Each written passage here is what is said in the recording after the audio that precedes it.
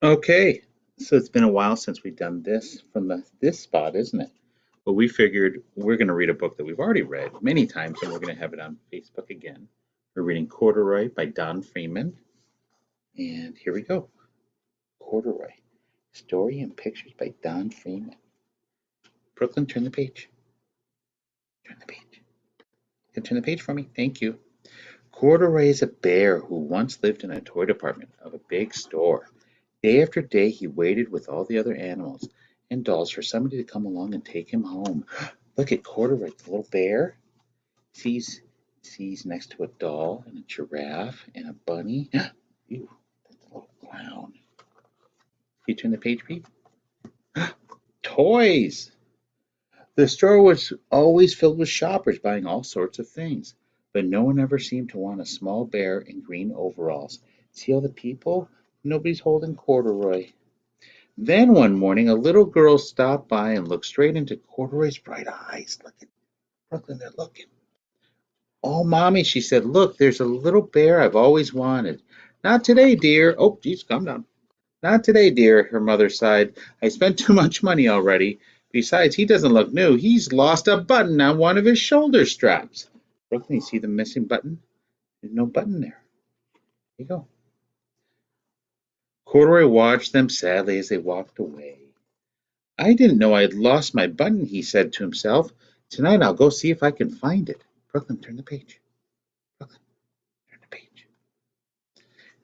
Late that evening, when all the shoppers had gone and the doors were shut and locked, Corduroy climbed carefully down from his shelf and began searching everywhere on the floor for his lost button. See, he's jumping down, looking all around. Brooklyn, turn the page. Oh. Oh boy! Suddenly he felt the floor moving under him. Quite by accident, he had stepped on the escalator and he went up. Could this be a mountain, he wondered? I think I've always wanted to climb a mountain. Okay, Brooklyn, come on, let's turn the page. He stepped off the escalator and reached the next floor, and there before his eyes was the most amazing sight.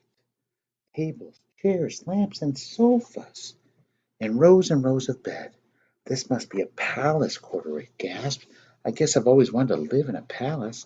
Thank you. Oh, Brooklyn, you skipped a couple pages. He wandered around admiring the furniture. This must be a bed, he said. I've always wanted to sleep in a bed, and he crawled up onto a large, thick mattress. All at once he saw something small and round. Why, here's my button, he cried, and he tried to pick it up, but it was like the other buttons, was connected on the mattress and was tied down. Go ahead, Pete. There you go. He yanked and pulled with both paws until boom, pop! Off came the button in the mattress, and Corduroy toppled down and knocked over a lamp. It fell and it crashed. Whoopee. Corduroy didn't know it, but there was someone else awake in the store. The night watchman was going on his rounds on the floor above, and he heard the crash. He came dashing down the escalator. Now, who in the world did that? He exclaimed. Somebody must be hiding around here. Hey, Brooklyn, see the lamp? It fell. He flashed his light under and over the sofa beds until he came into the biggest bed of all, and there he saw two fuzzy brown ears sticking up from under the covers. Hello, he said. How did you get upstairs? See, that's Corduroy. There's the night watchman. The watchman tucked Corduroy under his arm and carried him down the escalator and set him on the shelf in the toy department with the other animals and dolls. See, they're all sleeping, Brooklyn?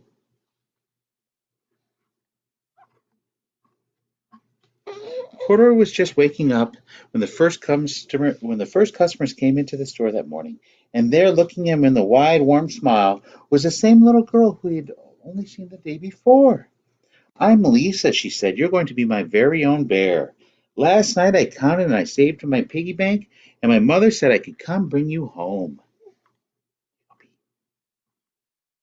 Shall I put him in a box for you? The sales lady asked. Oh, no, thank you, Lisa answered, and she carried Corduroy home in her arms. She ran all the way up the stairs into her family's apartment and straight into her own room. She's all excited for Corduroy. Corduroy blinked. There was a chair and a chest of drawers, and alongside a girl-sized bed was a little bed just the right size for him.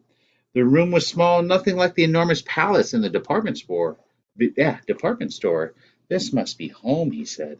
I know I've always wanted a home. Here we go. Lisa sat down with Corduroy on her lap and began to sew a button and connect his overalls. I like the way you are. I like the way you are, she said, but you'll be more comfortable with your shoulder straps fastened. Oh, B, we're on the last page. Here you go. You got to turn for me, though. Turn the page, B. Turn the page. Thank you. You must be a friend, said Corduroy. I've always wanted a friend. Me too, said Lisa, and gave him a big hug. Mwah. There's Corduroy, and his button's fixed. There we go. So that was Corduroy. As I'm reading on the back, this book was written almost 50 years ago, and I think Brooklyn really likes it. And like I said, we've read this one online one time already, definitely. But we're running out of books, so we're continuing again. Brooklyn, do you want to wave to everybody? Brooklyn, wave, wave, come on, give a wave.